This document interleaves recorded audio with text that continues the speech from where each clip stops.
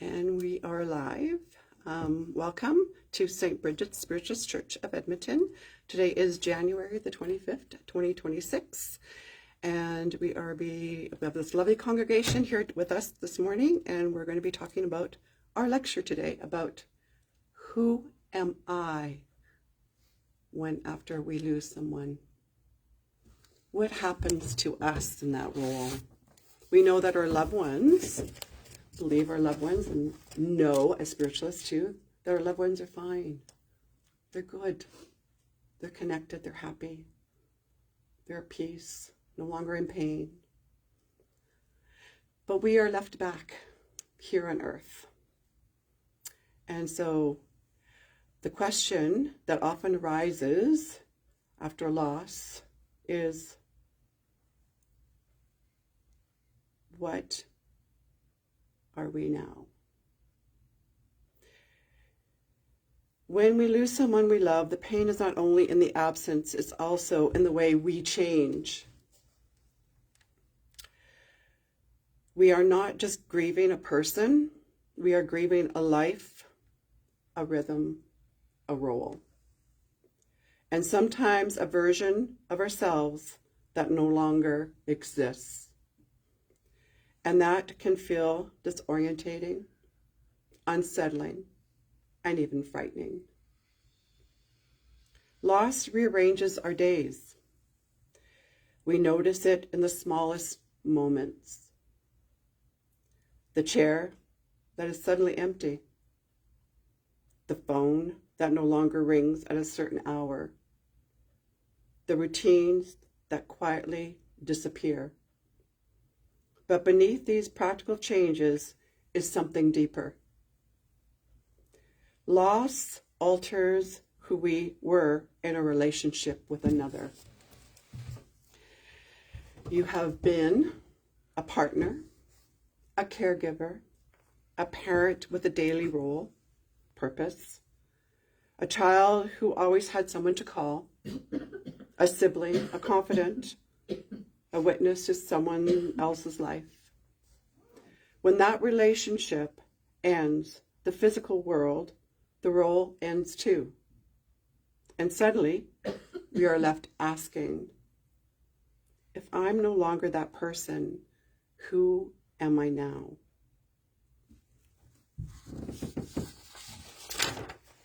This is not weakness. This is not being stuck. This is a natural human response to a life-altering change. Spirit does not expect us to return to who we were before loss, because the truth is we cannot. And perhaps we are not meant to. There is grief we don't often name. There is the grief of the person we used to be. The one who would laugh more easily, the one who had certainty about the future, the one whose identity felt stable, familiar, and known. After loss, many people say, I don't recognize myself anymore. And that can be terrifying. But it's okay to mourn that old version of you. It's okay to say, I miss who I was before this happened. I miss the life I thought I would live. I miss feeling carefree or whole or certain. This is not self-pity. This is honesty. In spiritualist philosophy, we understand that nothing in life is static.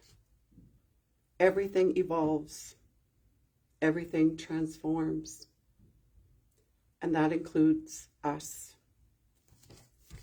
Grief invites change when we invite it, whether we invite it or not. But change does not mean erase. If you are not losing yourself, you are becoming someone new, often before you feel ready. Loss shakes the foundation of meaning, and we begin to question, what matters now? What do I do with my time? What gives my life purpose? Especially if your identity was woven tightly around the person who passed. If you were a caregiver, your days may now feel empty. If you were a partner, your sense of we has become me.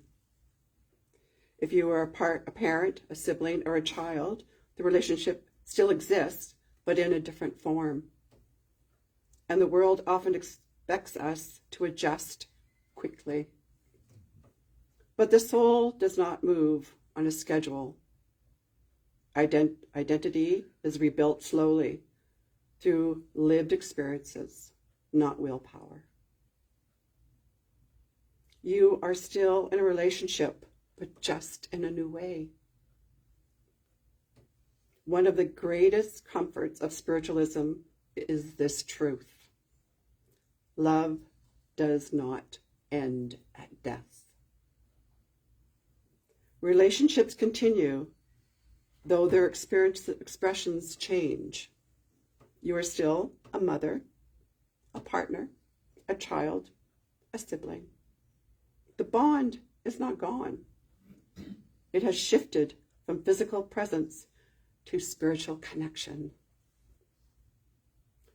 This matters deeply for identity, because when you believe a relationship has ended entirely, we feel erased by loss.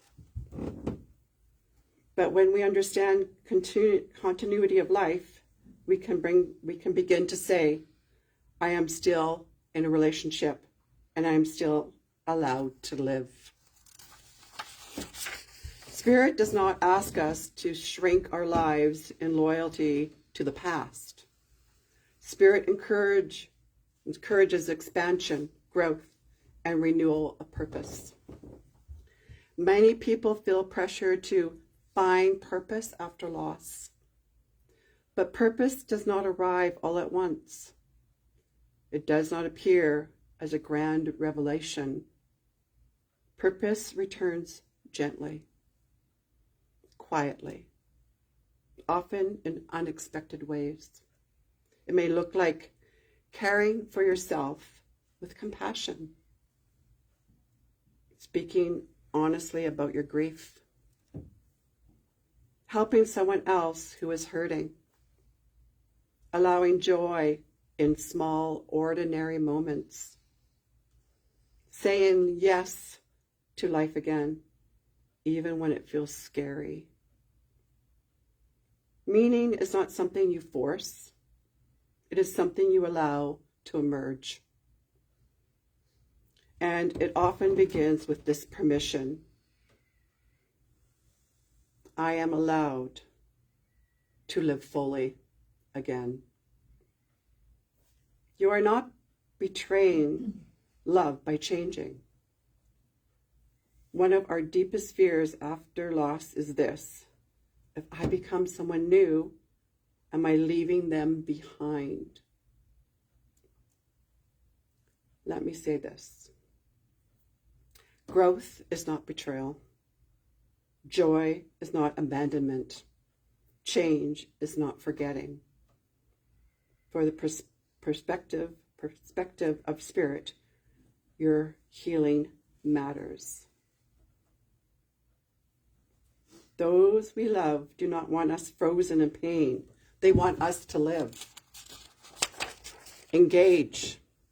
Open to love and meaning again. Your life is not meant to end because there's changed form. So instead of asking, who was I before, we might gently ask, who am I becoming now? Not all at once, not all with certainty, but with curiosity. You are becoming someone who knows loss and still chooses life. Someone whose heart has been broken open, not closed. Someone capable of deeper compassion, presence, and wisdom. This does not make life easier, but it makes it richer. I invite you, just for a moment, to place your hand on your heart and take a gentle breath. And silently acknowledge the person you lost, the self you used to be, and the self that is still forming.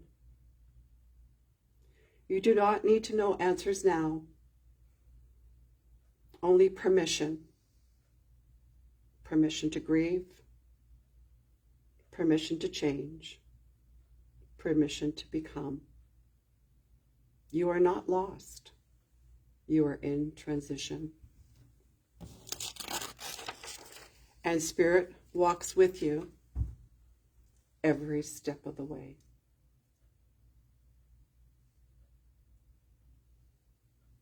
So I hope this had meaning and purpose for you when you heard this, because I know that when we lose someone close to us, it's very difficult to move on.